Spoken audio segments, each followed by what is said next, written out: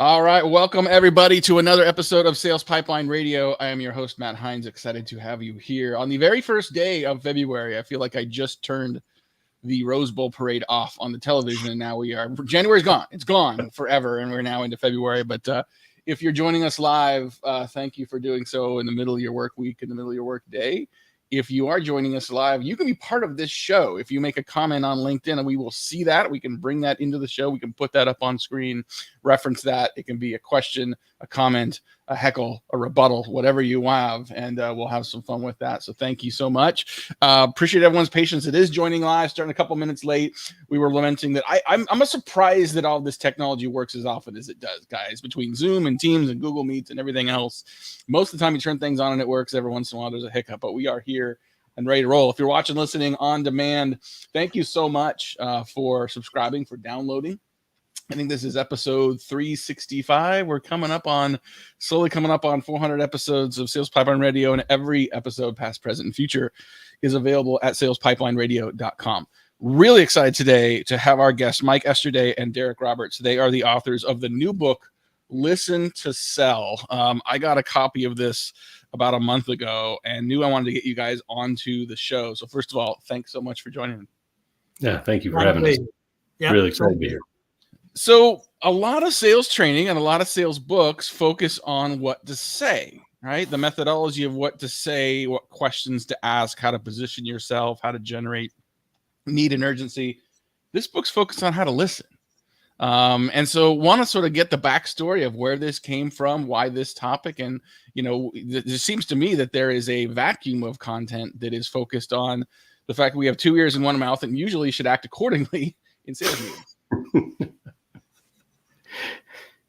You'd expect that to be true, right? It seems so simple, and it seems that this is, the kind of thing that you get taught by your parents when you're a kid, and how to interact with people. And then we forget that when we learn so much, we get smart, right? We go off and we want to tell people and convince people and persuade people. But I think you listen people into persuasion rather than necessarily talking them into it. And there's an art to it. And we thought that there was an opportunity to speak to the market and share some things that we've learned over, Mike, 50 plus years of doing this. Yeah, Mike, I think, I saw you perk up and laugh when I mentioned sort of 2 ears and one mouth. But I think sometimes we feel like we're going to connect with people by sharing what we have to say. Oftentimes, if we just shut up and let the other person talk, hear what they want to, not only do we get smarter about them, but they feel like they're sharing, they feel like they're connecting. It becomes a win-win. We just got to have the patience and discipline to do that, right? We do. And it's like when we get with the prospect, sometimes the more nervous we are, or we fall into a default of talking. It's like we can talk people into buying instead of listening them into buying. A lot of that comes back to pre-call planning. Are we planning out kind of questions and trying to put ourselves in the customer's viewpoint, the customer's shoes, instead of just walking in trying to sell stuff? In the book you mentioned, we talk about not just the skill set of selling, but also the mindset. And listening is a mindset too. I'm going in not just to talk, but I'm trying to listen, not just to the words, but to the body language, to what's being the intent in between the words, to figure out what's really going on in that customer's head. When we used to do in-person sales calls more often, which obviously are back and still happen. And someone taught me once, you look at the four walls of someone's office and you can learn a lot about what they care about. You've got a lot of evidence of things to sort of ask questions about. We're not always in people's offices as much as we used to, but just to your point there, Mike, digitally, how do you do that? How do you listen with your eyes and be able to ask better questions and create better connections? I think a lot of it is the kind of questions you ask and the mindset I have going in. What do you view selling as? Do I view selling as walking in and just talking, telling product knowledge? Or am I really trying to get from this customer viewpoint? What are their problems? What are their challenges? What are their issues? And people can pick up whether it's truly a human-to-human interaction, or if I'm just there trying to talk you into buying something. And unfortunately, a lot of salespeople we find have a poor view of selling. And you hardly blame them, because what do they see in movies? And everything is negative. It's hard to find a positive image of salespeople in movies. So people get bad experiences and they think, okay, I've got to be a talker instead of a listener. But the real power is in that listening. It's in the pause in between what you say. That pause is so important. I'm glad you mentioned that, because I think a lot of times as salespeople, really anyone in conversation that's anxious about making it go well, helping it go well, as the prospect or your customer is answering a question or as they are sharing, we're not listening because we're worried about what we're going to ask next, right? And what I have learned over time is that the pause is important so that you can listen. The pause is important so that the person feels heard, and the pause is important so you can take time to sort of come up to think about what you want to ask next. Derek, some of that is the art of active listening and the discipline doing that. Some of that is just knowing your strategy going in, right? And almost sort of preparing yourself then mentally to say, here's how I want this call to go. Here's the progression I want to follow. It's kind of like an actor learning the script and being able to focus on acting on stage versus worrying about the lines, right? Yeah, we talk a lot about being entirely present. In fact, one of the first actions of our sales methodology is tune the world out, tune people in, right? It's really simple idea, but what you do is in preparation, you give your mind freedom to be present. How many times in a conversation are we coming up with that next, not just the right response, but how do I keep this engaged? How do I ask the next question? How do I sound interesting? That is all a function of preparation, right? Mm-hmm. You put your notes there, even if you don't ever refer to them, what you've done is you've given your mind a track to run on. Now you can be entirely present. And that's where we really listen. And that's, I think part of what we wanted to speak to in today's environment is that human ears can hear things differently than an algorithm can, right? Yes. Differently than some AI engine can. And this is a human interaction, and we really took a chance to sort of double down on the salesperson. We really believe that there is value in selling human to human, and it starts right in being able to listen to all of those things that are being said. There may come a day when robots are selling to robots with complex solutions, but I don't think we're there yet. And I think we're not going to be there for a while. And look, if you want to let the robots do the dirty work and, help aid some of your prospecting, the things that are necessary, but are, called necessary evils for a reason, all the more to you, and just getting a focus on being better at the human element of selling. Love that. Joining us today on Sales Pipeline Radio, we're listening to Mike Esterday and Derek Roberts, the authors of this book, Listen to Sell, which just came out recently. You can find it on Amazon, all the online bookstores. And one of the things I love about this book is that it's easy to read. It's easy to read through. It's very, and I love the coaching corner sections at the end of each chapter, and I want to get to sort of coaching on this in a second. But Mike, I really liked the Aid Inc. Sales process that's towards the front of the book. Can you talk about that and why that's so powerful? Yeah, our founder, we've been in business over 50 years. Our founder, Ron Willingham, was so frustrated years ago that so many people were trying to sell things to him. And he said, let's flip this around. It's to a customer-focused process. So Aid Inc. is simply a 6-step pathway, a track to run on, of how to have a human-to-human communication and interactions. So A stands for the approach, how to gain rapport with someone, whether it's the first time or the 10th time you talk to them. The I is the interview, asking questions, find out problems, wants, needs, challenges. The D is where you demonstrate solutions for the needs that you've uncovered. The I, we've done a little literary license there. The second I stands for validate. And that's how do you validate and build trust around your company, the product you're selling, and yourself. And is negotiate, and C is close. So when you put those together, it's a simple track people can run on to have a conversation to help uncover needs. And if there is a need, present a solution and ask for that next step. I like that approach a lot. The part that stands out to me that I think is missing in an awful lot of sales processes is the validate section. We think that once we get a commitment to change up front and an interest in pursuing a solution, that there's already a commitment to do it.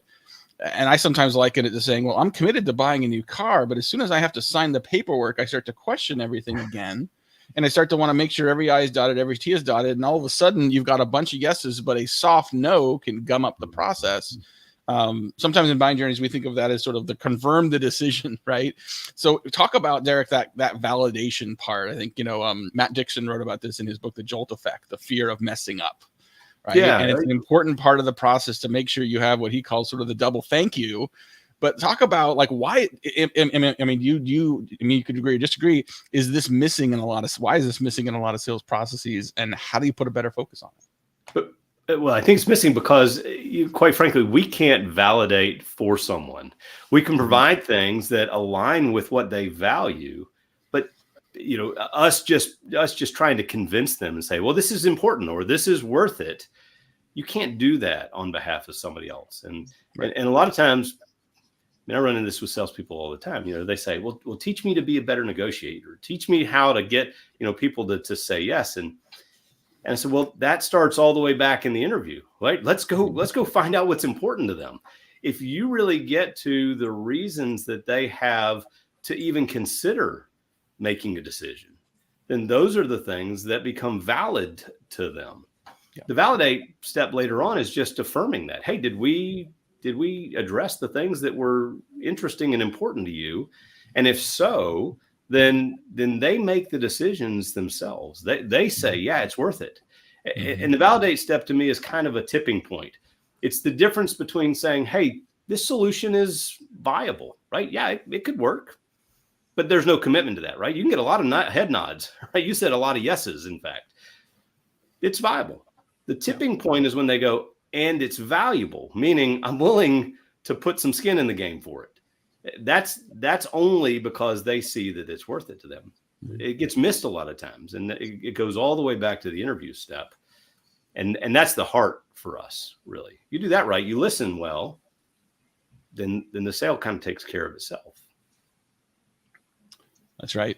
We have a great question here from someone who's listening, watching live. Nicholas, thanks so much for submitting this.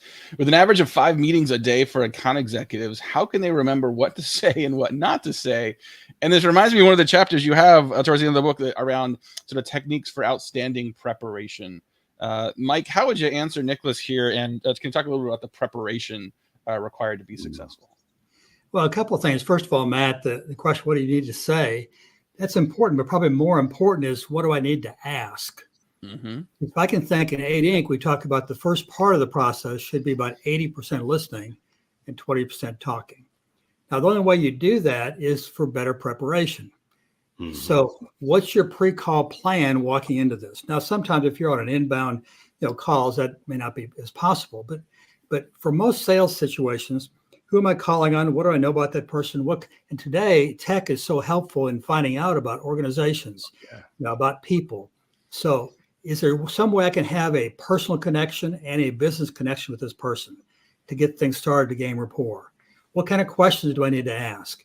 What am I really trying to present to them? What's the next step? Am I clear on what I want the objective to be for this call? So being clear on what you say is important, but even more important is the preparation and what you're going to ask. Mm-hmm. Yeah, I love that. Thank you. And Nicholas, hopefully that answers your question. And thanks again for chiming in with a great question. Yeah. This book is full of best practices for how to be better at listening, the better at preparation, sort of having a progression of the questions you're going to ask. And at the end, it talks a little bit about coaching. So if I'm no longer on the front lines, if I'm a sales manager, sales coach, sales VP, other than buying everyone a copy of this book, what are some of the best ways to coach people to be better listeners? And Derek, maybe we'll start with you.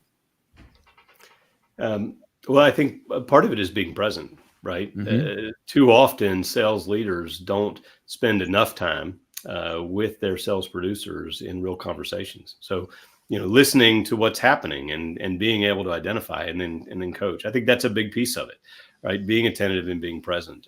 I think the second thing is understanding. Sales is not mechanical, right? It's a dynamic conversation. And so knowing how to do a sales process is important, but more importantly, I think sales leaders need to listen to what are some of the obstacles. I'm seeing patterns. How do I dial in? We actually spend the first third of the book talking about, selling happens between the ears before it happens between people.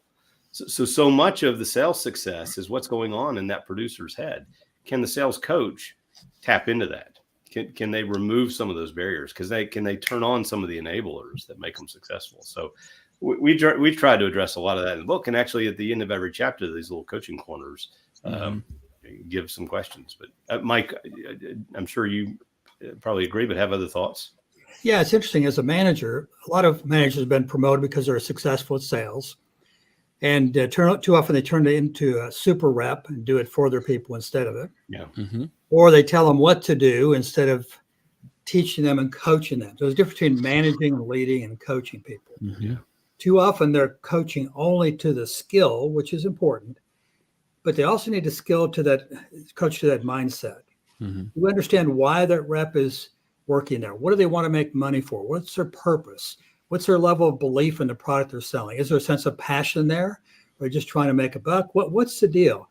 Because that mindset, customers will pick up whether they're for them authentically or they're just there selling stuff. Yeah. As we wrap up here, the last thing I wanted to touch on is this concept of emotional intelligence. And, I think that some people are, having more inherent natural emotional intelligence than others. But I think this is something you can practice. I think this is something you can learn. I think this is something you can get better at. Derek, can you talk about sort of the relationship between high EQ and successful salespeople and what everyone can do, no matter what natural ability they bring to the table, what they can do to improve that important element of not just being successful at selling, but successful being human? Yeah, and I think I have to first point towards Dr. Travis Bradberry, and in his book, Emotional Habits, right? Developing emotional intelligence habits and working on that. And it's the practice of not just recognizing these are the actions that I have to take, but it's the self-evaluation that comes back to it and says, okay, am I aware of what's going on?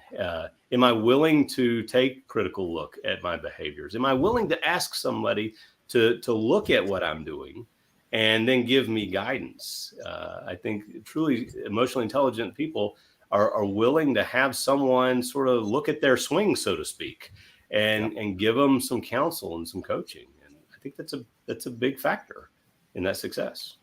It is. No, absolutely. Well, guys, we're out of time for this episode. This has been fantastic. Thank you so much for being part of this. Highly encourage folks to get a copy of this book. Listen to Sell is actually, if you can pre-order it now, I believe it is coming out early next week. So you order it now, you'll get it in your inbox or in your mailbox early next week, Amazon, Barnes & Noble, etc. Want to learn more about the book? integritysolutions.com/listen-to-sell. We'll put links to that in the show notes as well. Derek and Mike, thanks so much for being part of this today. I really appreciate it. Thank you. We appreciate it. Thanks, pleasure. Matt. Thanks everyone for listening. Thanks, Nicholas, for the great questions. Masha, good to see you. Thanks for being here as well. Appreciate everyone listening, downloading, subscribing. We will see you next week on another episode of Sales Pipeline Radio. Take care. Thank you.